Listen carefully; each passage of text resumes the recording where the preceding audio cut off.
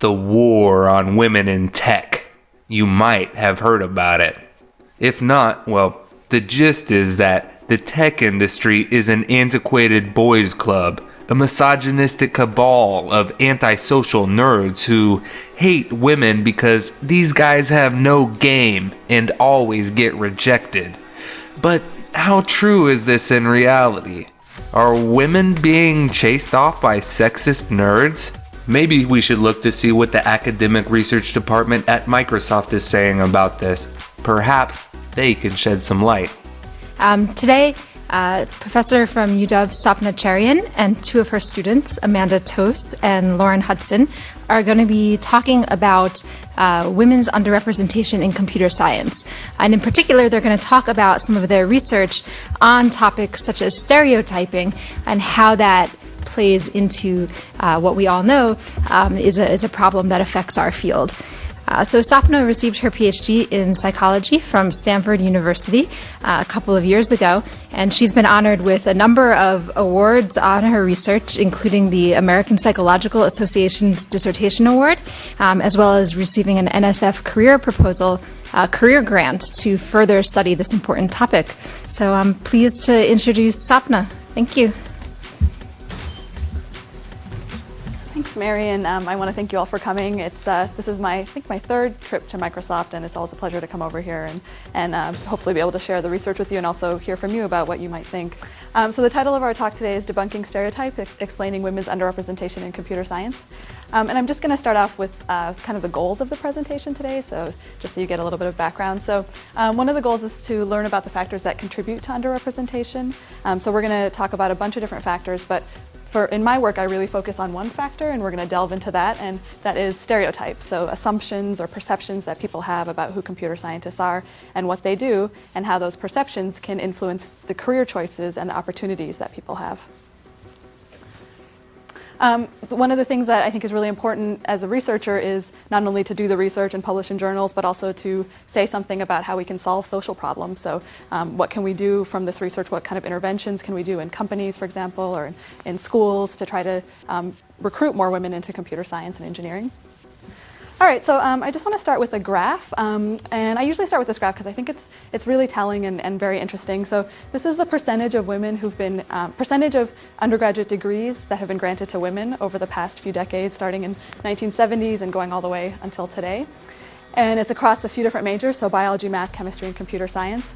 And what you can see is that if you look at biology, math, and chemistry, you can see that society's made a lot of progress in terms of incorporating women into these fields at the undergraduate level. So whereas they were, underrepresented back in the 70s, these numbers have gone up to the point today where they're almost at parity in math and chemistry and actually getting more than half the degrees in biology today.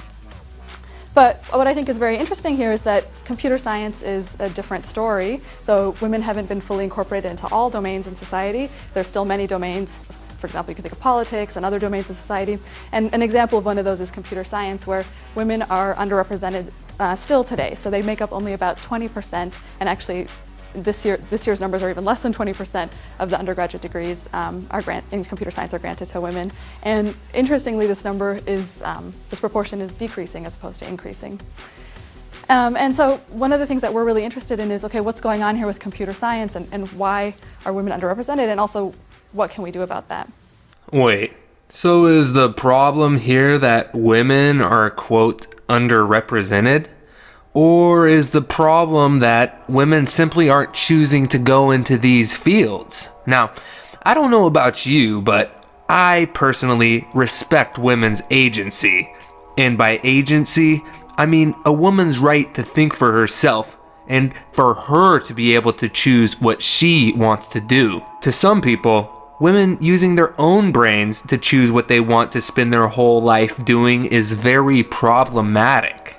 This lecture shows that one of the biggest tech companies in the world was informed on multiple occasions by a very respected research team from the University of Washington that the biggest reason women aren't getting as many STEM degrees as these feminists want is that, well, they're having a hard time tricking women into doing their bidding. But why would a company like Microsoft be so concerned with tricking women into doing something that they don't want to do anyways?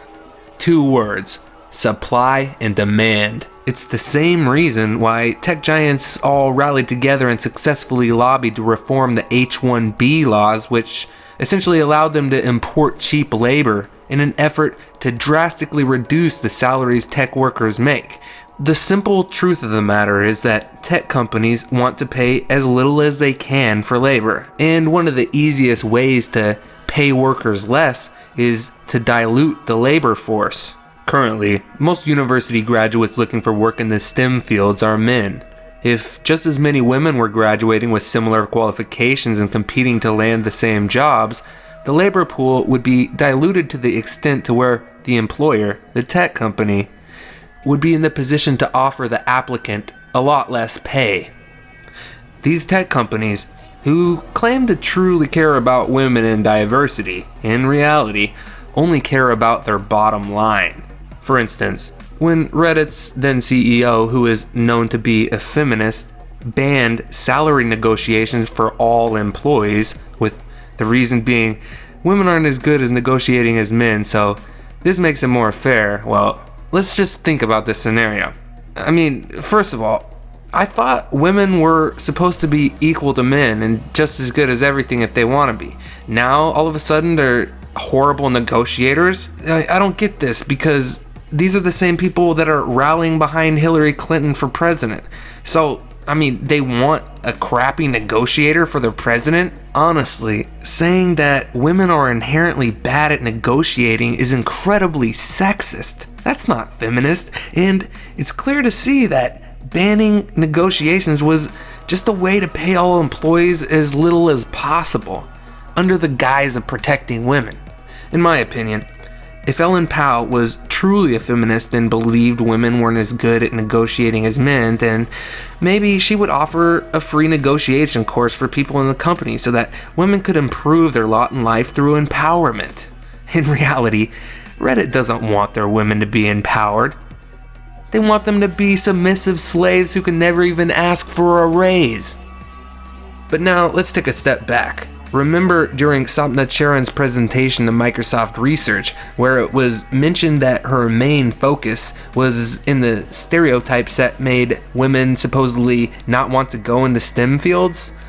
You might be wondering what exactly she meant by that. Well, we could go back and watch her entire lecture, but luckily for us, her research findings were reported in a litany of mainstream outlets. Popular Science, Science News, The Register, and NBC all had very similar articles preaching the same findings, which, as we know, won many prestigious awards for Ms. Charan and her team at the University of Washington.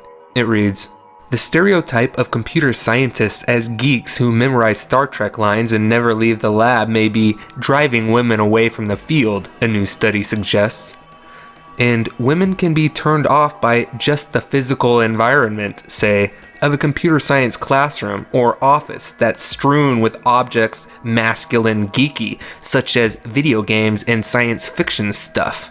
When people think of computer science, the image that immediately pops into many of their minds is of the computer geek surrounded by such things as computer games, science fiction memorabilia, and junk food, said lead researcher Sapna Charan, an assistant professor of psychology at the University of Washington. That stereotype doesn't appeal to many women who don't like the portrait of masculinity that it evokes. The upshot? Women don't feel they would fit in and so steer clear of computer science majors and jobs, the researchers say. Such avoidance could help explain why just 22% of computer science graduates are women, a percentage that has been steadily decreasing according to 2008 data from the National Science Foundation. So according to groundbreaking and award-winning research, it's not that women are chased off by these mean misogynists, it's that women are scared of men's masculine geeky objects, the things normally affiliated with geek culture. So it's not the case of men hating the women for being women. It actually seems to be a case of bigoted women hating geek culture and wanting not to be around it. Knowing this, it becomes a little clearer why feminists attack geek culture at every opportunity and attempt to change it through subversion in the media. Just look at how they declared Felicia Day the new Queen of Geeks.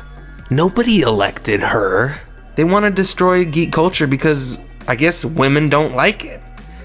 The war on women is a lie, and we've seen proof that both Microsoft and NBC know it's a lie.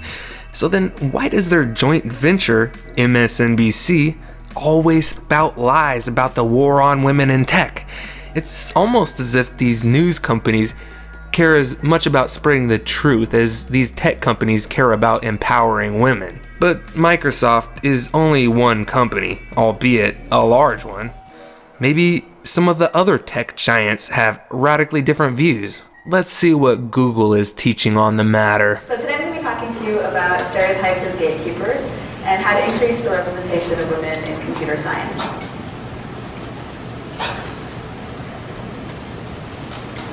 So the past few decades have witnessed an increasing emphasis on diversity. For example, we've seen our standards of beauty change. We've seen a surging population of immigrants in our own neighborhoods. And if we're lucky, we might for the first time see the first American non-white male president. And most relevant to my research, we've seen women enter domains that were previously completely closed off to them.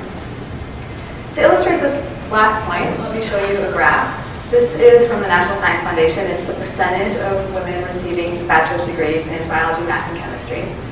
And what you can see from this graph is that women have made significant progress over the past few decades. They're now getting almost half of the degrees in math and chemistry, and over half the degrees in biology. Now this isn't only true at the undergraduate level. We can see this at the faculty level too. This is a screenshot of the faculty in biology at Stanford. And what you can see from this is that women are represented pretty well here. When I counted, they made up about 40% of the faculty in biology at Stanford. Now, of course, I wouldn't be here today if women were completely fully integrated into all domains of society. There are still places where women are significantly underrepresented. Let me show you an example of that. So this is the faculty of computer science at Stanford. This is the computer science department. And what you can see from this is that you have to scroll down almost halfway in the alphabet to get to the first female name. So those are the two female names on this part of the list. And when I counted, women were making up less than 15% of the faculty at Stanford in computer science. Now, this isn't only true at the faculty level. Women are also underrepresented in computer science at the undergraduate level. So if we go back to this graph that I showed you to start with, and we add computer science, look what happens. So women are still significantly underrepresented in computer science. They make up only 28% of the degrees received in computer science today. And what you can also see is that the pattern is different for computer science than it is for these other degrees because the percentage actually seems to be falling as opposed to increasing. So now we know we want women in computer science. The question is, how do we get there? And solving this problem is really a matter of solving two problems. The first thing is that we have to recruit more women into computer science. We have to get women interested in the field.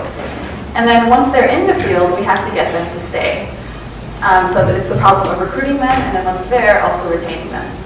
Now, most of my work is focused on the recruiting side of the question, how do we get women interested in computer science? But I've also done some stuff on retention, and I'm going to share that with you guys today because one of the studies I've done actually references Google, so I want to make sure to get to that. But first, we'll start with the recruiting question. So how do we get more women into computer science? Well, one thing we know from the literature is that girls are less interested in computer science than boys at all levels of schooling. So this is interesting, and it might make you ask the question, what is it about women that makes them less interested in computer science?